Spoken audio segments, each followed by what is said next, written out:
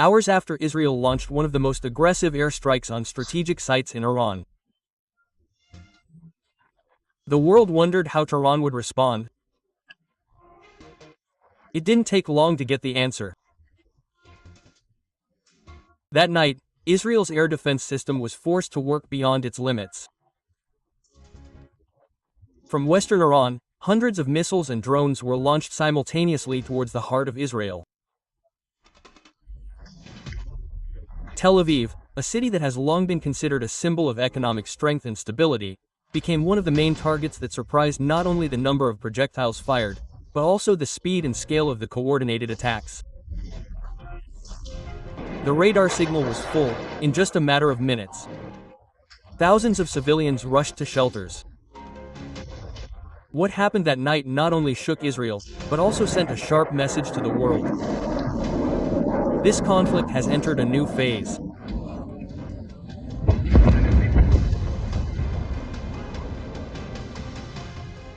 Tensions between Israel and Iran are nothing new.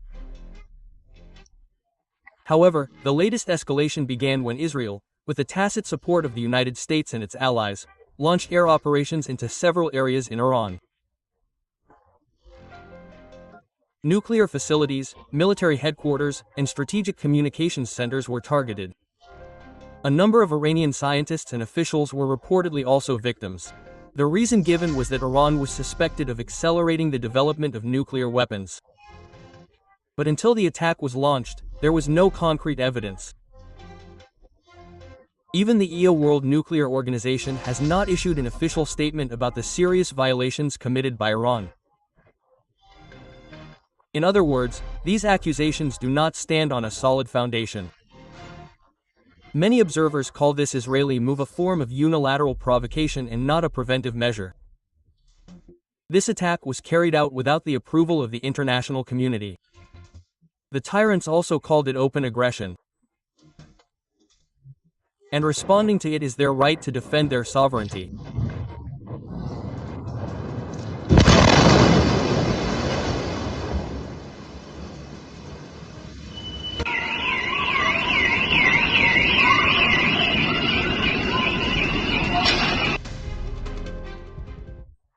More than 150 ballistic missiles including Shab-3 and Sejal were launched from Iran towards Israel.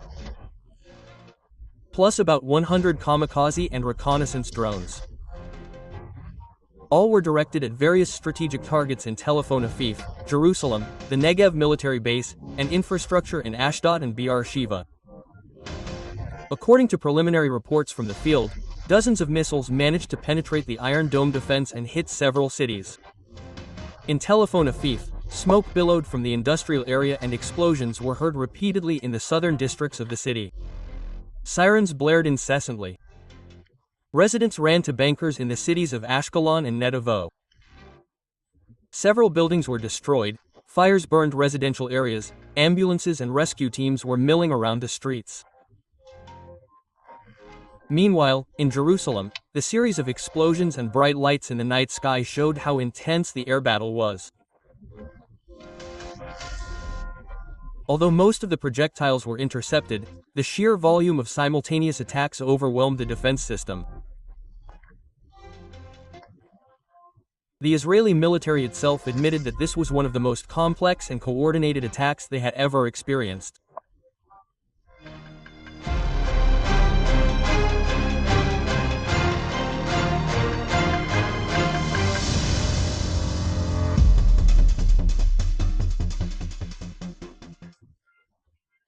In an effort to respond to this attack, Israel deployed all its best air defense systems from Iron Dome, David's Sling to Arrow Trig.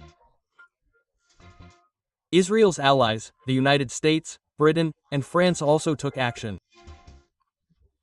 They helped through satellite detection, cross-regional radar, and several interception actions at U.S. military bases in the Middle East. The Israeli government claims that around 80 to 85% of the missiles were successfully repelled. This certainly shows the effectiveness of their system. However, the Iranian military said otherwise. According to Tehran's official claim, Dozens of ballistic missiles managed to hit command centers, military infrastructure and vital industrial areas in Tel Aviv. They even released videos and satellite images which they said showed real damage at several strategic points. A number of independent analysts have indeed confirmed that there was major damage in several city districts. But until now it is not certain whether all of this was caused by direct missiles or fragments of projectiles destroyed in the air. What is clear is that Israel's defense system no longer looks perfect. Layered and simultaneous attacks like this have managed to expose its gaps.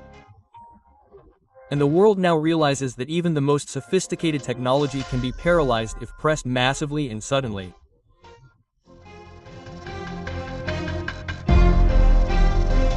The UN Security Council immediately held an emergency session. The United States urged Israel not to retaliate excessively, but continued to emphasize that they support Israel's right to defend itself. On the other hand, Russia and China called for an immediate cessation of violence. Gulf countries such as Qatar and the United Arab Emirates also expressed concern about the potential for the conflict to spread to their regions. The President of the United States held an emergency meeting with intelligence and military chiefs. Meanwhile, humanitarian organizations began to prepare for a potential new refugee crisis if this war escalates further.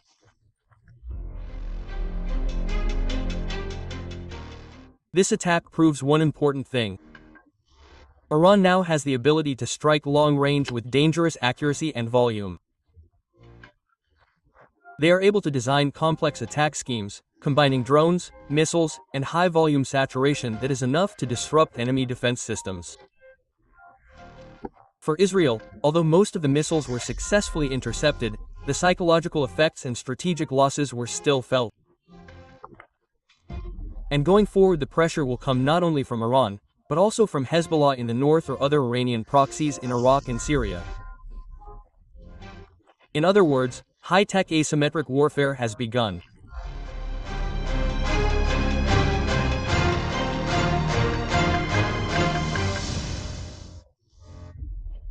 Iran has shown that it will not sit idly by under attack, and Israel must now decide.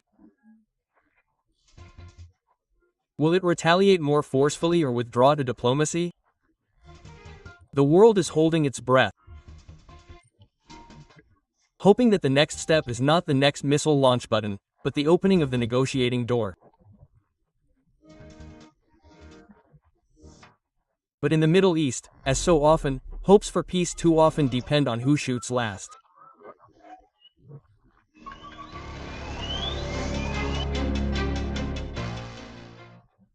This video is presented for educational and informational purposes based on facts and balanced analysis. We do not promote violence, hatred, or hate speech against any group. This content respects YouTube's policies on hate speech, violent content, provocation, and misleading information. YouTube policy references and laws related to YouTube's community guidelines, the Indonesian Electronic Information and Transactions Act, and the International Convention on Human Rights.